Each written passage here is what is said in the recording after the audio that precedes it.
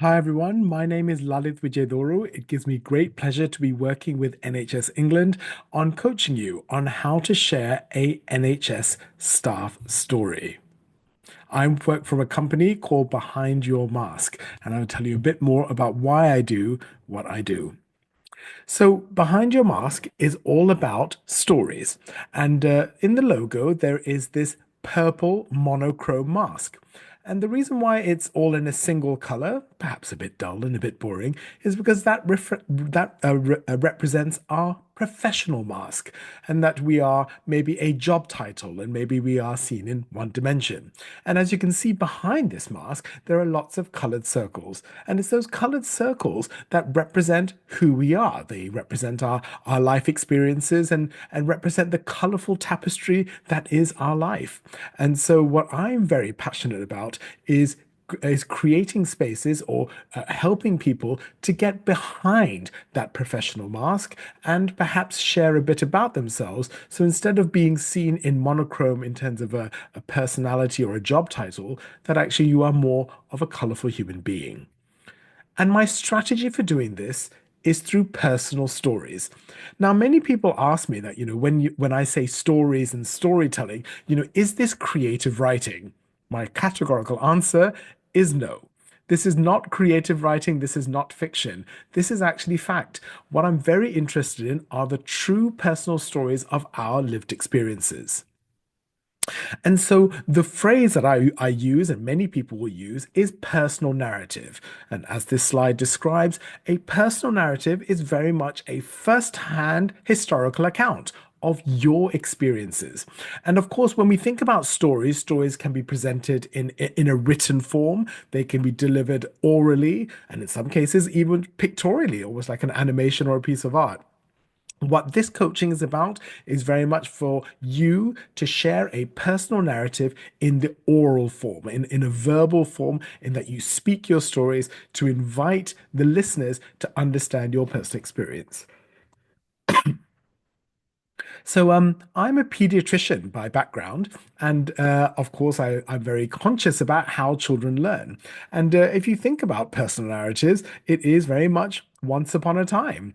And children learn very well through stories. If we think about how children learn in school, and even if we think about organized religion, a lot of the religious teachings are done through story. But the important thing that I want to stress is that there is a structure to our stories and our personal narratives. I believe that people remember things in threes, and so stories need to have a beginning, a middle, and an end. And the important things to think about in stories is that there need to be some details. We need to understand the senses. What does a story, what did it look like? What did it feel like? What did it sound like? Almost what did it smell like? But the other thing that we also need to understand are the emotions. Apart from the external senses, we also need to understand what these experiences meant for us as a human being in terms of our emotions. The reason why you have been selected or volunteered to share a personal story for the NHS is that it is about speaking truth to power. And when we say truth, that is your truth, and the power are the powers that be in terms of the people who can make change. And so the people and the audiences that you'll be speaking to will be stakeholders, will be commissioners, will be senior leadership teams, people who are able to influence change within the National Health Service. And so I want to empower you as a storyteller that you will speak your truth to power. This is an image of Mahatma Gandhi, and so my background is I'm from from South Asia. I'm from Sri Lanka, and so India being one of the biggest countries of South Asia. Now, this is a story of Mahatma Gandhi at the turn of the century, when he undertook a march starting in a city called Ahmedabad in Gujarat and walking 240 miles to a city called Danai. And this was in March 1930. And the reason for this was during the time of British colonialism. And there was a big British monopoly on the production of salt in India, a lot associated with very high salt taxes. And so this is an act of civil disobedience, where Mahatma Gandhi led a peaceful movement of non-violence to protest against the salt taxes and to go to an area of seawater where they can create their own salt. And so the word that Mahatma Gandhi used is called satyagraha. Satyagraha is a Sanskrit term with satya meaning truth and agraha meaning force. And so there is an insistence of holding firmly to the truth in order to instigate change. And so, in his teachings and in his advocacy, Mahatma Gandhi spoke about the minority voice, but the importance and the power of truth. And so, when we say truth to power, what I really want to empower you and to help and coach you to do is to discover that truth, whatever that truth may be about your NHS experience, but to encapsulate that truth. And so, in the way, when we have the satya, when we have the truth, we need to then combine it with the agraha, the force, because it's with that truth that the force can actually shake. And there's a famous quote where actually Mahatma Gandhi said that with the salt in his hand, that he would shake the British Empire. And so speaking truth to power does not come without demand. And that demand is courage. And so many of you may have heard of a thought leader called Brene Brown. And Brene Brown, who's based in the States, she talks a lot about the importance of courage. Now, I'm somebody who loves words, and if we look at different languages, the word for heart in many European languages include the words C-O-R. In French, heart is cœur. In Italian, it is cuore. And in Spanish, it's corazón. But of course, the English word for heart is heart. But the other word that is associated with heart that has the word C-O-R is courage. And in medieval English, the act of courage meant being brave and speaking one's heart. And so, therefore, being courageous in the form of storytelling and speaking truth to power, speaking your truth and speaking your heart is in itself an act of bravery. And so, what I want to encourage you to do is that is part of sharing your story, it is using your truth, being brave, and using your truth to lead to change. That satyagraha, that truth force. But what is the truth about? Why are we're speaking the truth? The truth is to celebrate justice. Is to celebrate things that go right, things that are righteous, things that are correct, that are appropriate for our human society. But at the same time, truth can be calling out on the injustice, on the downtrodden, on the oppression. And so all forms of truth with this power need to be addressed. And so stories could be talking about the celebratory of the things that have gone well, but also acknowledging the truth that sometimes things are unjust or inhumane. And the combination of this satya, of this truth, combined with this insistence of holding firmly to that truth, that agraha, that satyagraha, that truth force, that is what is going to lead to change. And so this is the motivation why you are going to be the powerful storyteller that will lead to change. So, as I said, we want all types of stories. Of course, it's very easy to assume that the stories that we share are going to be the ones that focus on negative experiences. But I do want to remind all of you that we also need to talk about the stories when things go well, when things go right, things that are working. More of this, please. These are also important stories. So I do want to celebrate those stories as well. And of course, we need to share stories of joy and to understand why we are happy in our roles, in our jobs, and when things go well, and aligning them to the values that make us tick. Why do we do the job that we do? And when things work, it makes us happy. And so when we think about staff retention, why are we staying in this job? Because the job that we're doing it aligns to the values that we aspire to. When it works, we are grateful. And so stories of gratitude and stories of things that work well are very important. And so when we think about, again, that we are using your voice like through this megaphone, that this is how people like me, whatever role you are affected. And so you're using your story as an illustration of that. And the illustration is your truth and what it meant to you, whether it is good or whether it is bad.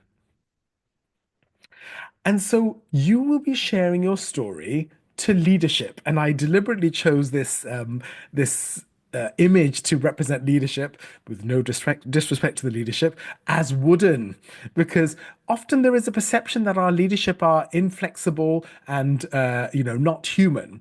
And so what I want you to empower you to do is that I want you to appeal to the human side of the people of your audience. And so let's change wood into flesh.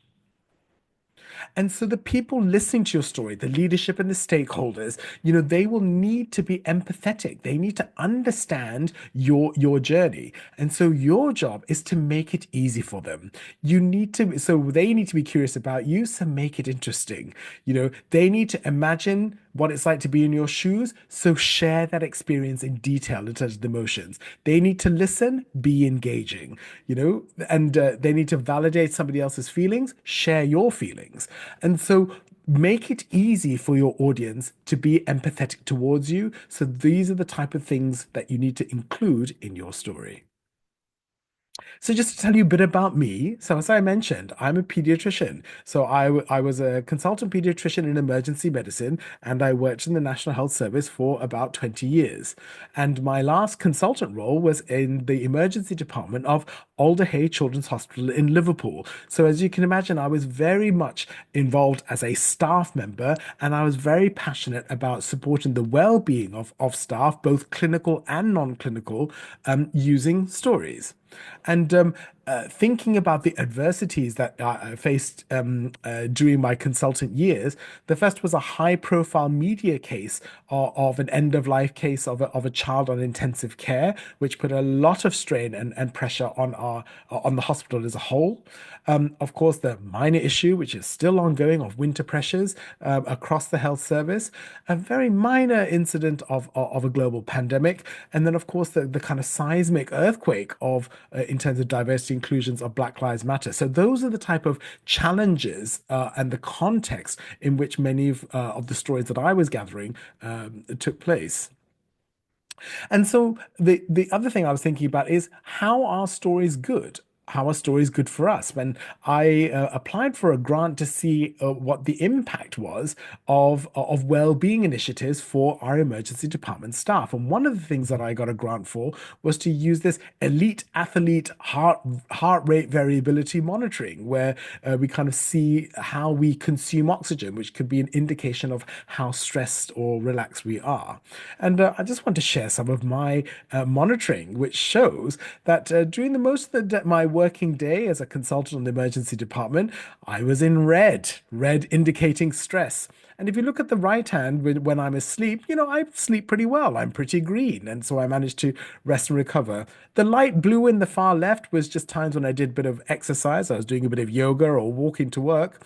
But very interestingly, the green in the middle of my day was when I was facilitating storytelling sessions. And so, what I want to encourage you is that when you are compassionate and advocate for each other and listen to each other, it's actually good for your health. And so, this is one of the reasons why I wanted to kind of actively take storytelling and the benefits, not just from an emotional point of view, but from a health point of view, to support NHS staff.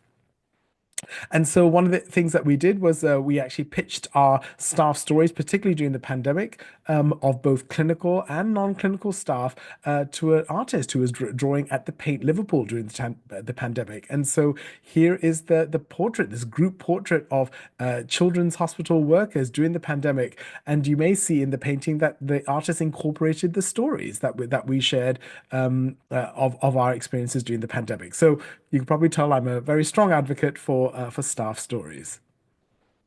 And so I collated not only the stories of others, but also my own story as part of the NHS Voices of COVID-19, which is now archived in the British Library. And so there are about 30 hours of my oral history sharing my story and my experiences about what it was like to be a consultant in a children's hospital emergency department over the pandemic over 18 months.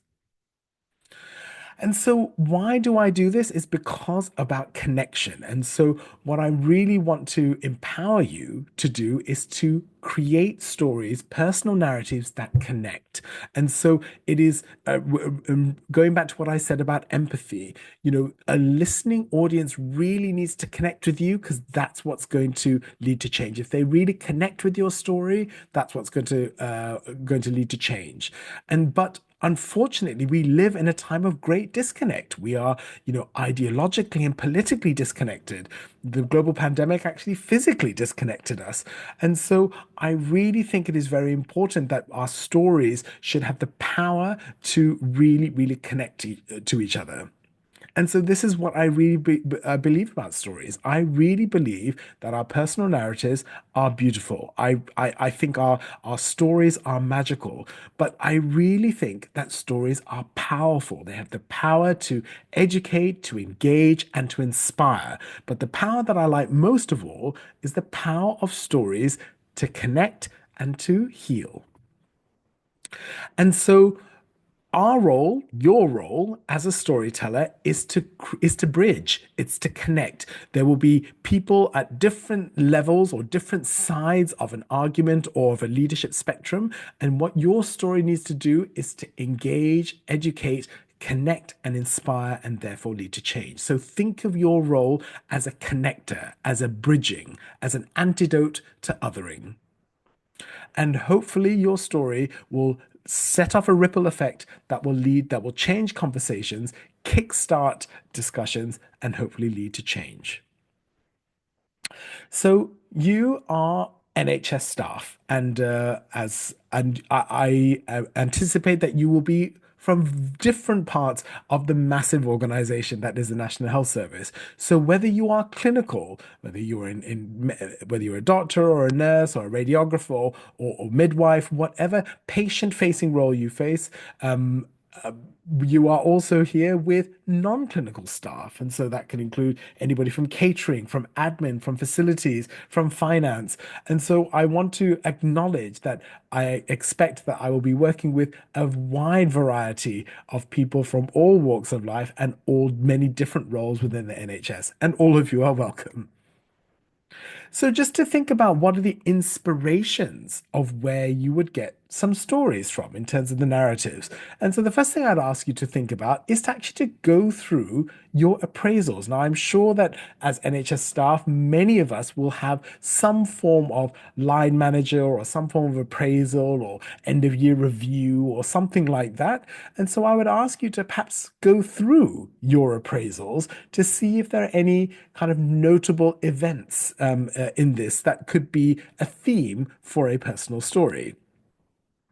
Another thing to think about is particularly when things go wrong, like if there's like something serious that happened to you or involving you or your department at work. Often these are included in appraisals, so these could be some inspirations of things to talk about. And I can speak for myself. There was a time when a child came in with a broken neck from a road traffic accident, and there were some delays in getting the child secured and into the CT scanner, which was and so this has been a part of a critical incident and investigation. And so that could be some material to focus on. So I just want to kind of highlight that when you look through your appraisals, you may find things like critical incidents or things that didn't go to plan. The other way to look at it is to think about your team, because we think about your interactions with your team. These could often be useful or enlightening themes to discuss as an NHS staff member. And then, of course, whether you are patient facing or patient facing or not, thinking about the people externally that you deal with, because an interaction in that way could also be inspiration for one of your stories. But the thing that I'm very passionate about are the stories that nobody have heard before. And often we do keep stories very much to ourselves, and because of shame or embarrassment or even fear. And so I want to encourage you to think of if you're going to be coached to share a story, it's often a story with impact and it's often the hidden stories, stories that have not been discussed before, not the ones that are already in the domain of your employer. It's important to think about the stories that you have kept close to your heart. And again, going back to that courage and the heart and the bravery to speak from your heart, the ones that are hidden in your heart may be the ones maybe you want to start with. And so there would be that natural tendency to say, no, no, no, that's not a story I can share. No, no, no, I can't. But I hope that I could be a friendly nudge to say, maybe I could be the person to say, yes, you can. And so, what am I here for, and what are we going to do together? So, what I am passionate about is I want you to create and deliver a story with impact. Because remember, you are listening to an audience that you need to, a human leadership audience who are not wooden, who are human. So you need to connect with them as humans. And so you need to get them to empathize with you. So you need to really much focus on the human side. And so that is what is going to create a story with impact that is going to lead to change. And so, my key message is that a good story that will connect with another human being is a combination of data, so the facts, what happened, but you need to lace this data and the events with emotions. And that's not something that we as staff are very good at doing, because often if we are presenting in a meeting or telling somebody something, we tend to stick to the facts. But what makes a good story is when those facts are laced with emotions. And so, one thing I want to get you to start thinking about is, what are the emotions involved? What were the emotions involved in my story, and how did I feel about those series of events? So, how long is the story that you should be aiming to do? Now, it can be very overwhelming and very daunting because, if you've had, worked for the health service for a long time or got a significant amount of experience, you may want to tell them your whole life story, but that's not the point. A story with impact needs to be focused and needs to be succinct. And so it should focus on a single theme or a single event or a series of events linked to a single theme. And so I think it's very important that a good story can be delivered, an effective story can be delivered in 5 minutes. And so my feeling is that a story that I would like to craft with you should be minimum of 5 minutes, but really no longer than 10. So I hope that will give you a ballpark on how to craft a story. So there are two elements that I would be working with you on. The first is the content. And what I mean by content is, what are you going to say? The second element that we need to focus on is the delivery. How are you going to say it? So the combination of what you're going to say, the content, as well as how you say it, which is the delivery. And so, in order to think about the content, we need to think about the ingredients. What are the ingredients for good content? Again, you heard I'm from South Asia, from Sri Lanka. I'm all about herbs and spices. And so, what are the different ingredients that will make a tasty story to digest for your not so wooden, empathetic leadership audience? So, one of the ingredients, a key ingredient for any good story, are the characters. Who is involved? And so, one of the characters, the central character, must be you. Because you are the staff member who is sharing their story. Now, that is not to say you are the only character in this. You will be interacting with other characters. So I just want you to be clear that you are the central character, but there will be other key characters. And with stories, it's important not to have too many characters because otherwise they lose impact. It's important to have you as a central with maybe two or three other characters for a short story. Now, as I said in the beginning, people remember things in threes. And so the thing I want you to remember is that stories have a beginning, they have a middle, and they have an end. And they should follow the similar format of what's called the story arc. And so, if we start with the exposition, the beginning, we introduce the characters. Who are the characters and who are they and what are they about? And then these characters go through a series of events. We kind of get to know them. But then in the middle of the story, the one character or the combination of characters need to face a crisis of some sort. Something happens to them which is challenging. And as a result of that challenge, the characters change. And so that's where the falling action is. They are adapting, they are changing. And then as a result of that change, we need to understand what's happened to these characters. And that is the end. And so that may be a good thing, it may be a bad thing, but whatever it is, this journey, this story journey is we introduce characters who go through some processes, who face a crisis, who adapt to it, and emerge changed. If you watch any soap opera, movie, book, this is the kind of formula that is followed. But the important thing, remember going back to this kind of empathy and feelings, like nobody else could share your story. It needs to be your story. And so with your story, what will give it some extra punch is the personal message. What is the moral of this story? Why are you sharing this story to the NHS leadership? What is your motivation? So in addition to introducing the characters and illustrating the journey that they've gone through, there needs to be a personal message or a moral of the story. So always bear that in mind. So, as I said, good content involves characters who are taken on a journey which involves a crisis, an adaptation, and a resolution with a moral and a strong personal message. So, in anticipation of meeting with you and working with you one on one, I would ask you to do some homework. And this homework is about character development. But the character that we are going to focus on is you.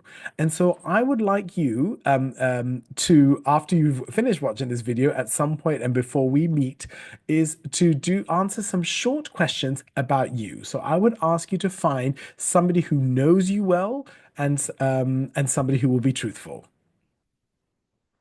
So the first question that I'd like you to ask them is is for them to describe you. What are you like physically? If they could describe you in a physical way and even an emotional way. So there needs to be a physical description of you. What are you like? The second question should be, how do you make them feel? So when they are around you, what is the vibe that you give off? How do you make them feel? And so it's kind of like when people talk about, people very rarely remember the things you say, but they always remember how you've made them feel. So it's what's the vibe? What vibes do you give off and how do they feel about you? The third question, this sometimes people find this quite difficult, is what is your importance to them? What is your relevance to you, to them, to society, to your workplace, whatever it is, or to the world even? What is your importance? Why are you important? What is your contribution? And the final thing is to think about your catchphrases. So if we are thinking about dialogue in this story, what are the common things that you say? What are the quotes that you live your life by? What are the kind of catchphrases that you have? So think about that. And sometimes we don't know what they are, but then when you ask somebody, they'll be like, "Oh my God, you say this all the time." So think along those lines. What are the things you say?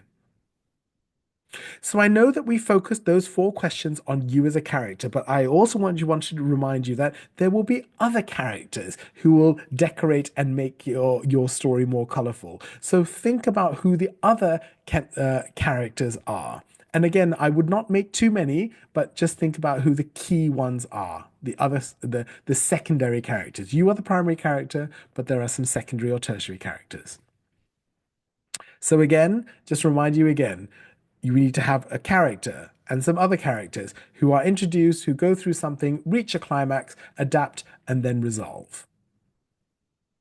With the beginning, middle, and an end, it's really important to grab people at the beginning. So it's really important that you've got an interesting beginning, because otherwise it becomes a bit standard, like another work meeting. So think of an interesting way that you could open your story.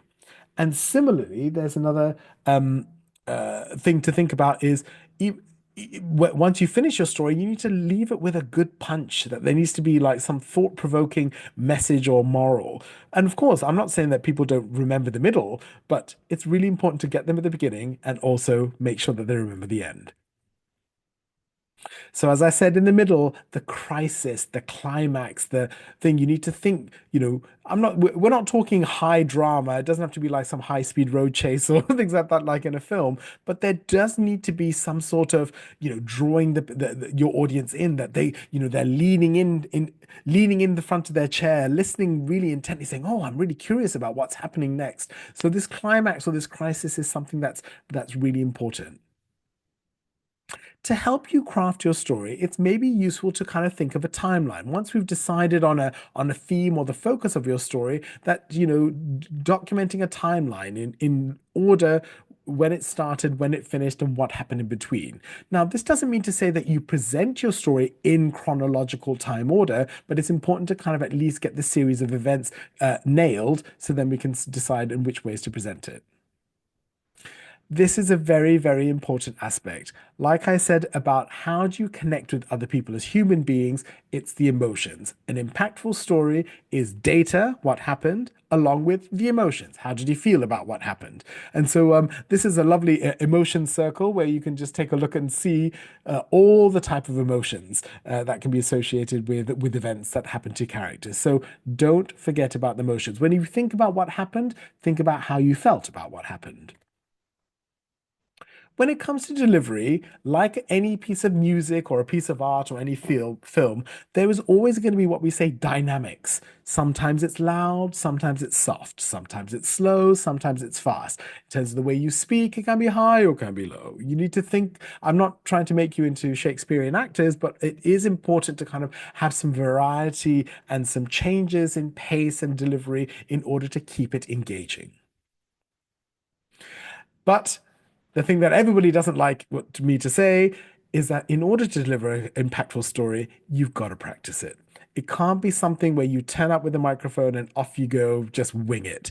I am not that person and I will be very disappointed. So, my role is to help you craft and have some logical order and some tips and things. But the more you practice it and the more you comfortably get with it, the more natural it will seem and will become a much more relatable story. So, as I said, the last thing I want to do is to put you in front of a microphone or in front of a group where you are just winging it. So, in order to develop a really good story, you need to think about what is your content, how do you deliver it with some dynamics, and practice it. Really, this is very, very important. And my role as a coach is to help get there. So to summarize, a story with impact about needs to be about you. This is a personal narrative about you, and what will make an impactful story is where we combine the data, the facts of what happened, alongside the emotions of how you felt about what happened. And the thing, particularly towards the end, is what is the message? Why are you choosing to share this story? What is it that you want to impart? And that message needs to be clear, concise, and of course compelling. And if we do this, and the combination of all of our stories will be like little pebbles that lead to ripples, these small little pebbles leading to multiple ripples will lead to waves of change. And so going back to Mahatma Gandhi and his satyagraha, the truth and the agraha are the force, the truth force, is that you must be the change that you wish to see in the world. Is because it's by living your truth and embracing your truth and celebrating your truth that is what is going to lead to change. So you being a storyteller, being satyagraha and speaking truth to power, that is you embracing change. And so you are hopeful that your audience, the powers that be, you are speaking truth to the powerful, that your story will shift their mindset, which will lead to change and hopefully new results. And so my role is I am a coach and I will be coaching and working with you one on one to deliver this story with impact. And so, in order to get us going on the content, what I really need you to do is to do that homework where you answer the four questions about somebody describing you physically, how you make them feel, what your importance and relevance is, and the things that you say, your common phrases. And so, in a very true British style for the NHS, we will keep calm and embrace your bravery and your courage for calling out injustice and calling for change by speaking truth to power. And you will do this by engaging and delivering a story with impact. If you have any questions, here is my email address. I very much look forward to working with you one on one after we have a group workshop. And so I look forward to seeing you at the workshops first, and then after the workshops, working with you one on one. I look forward to working with you.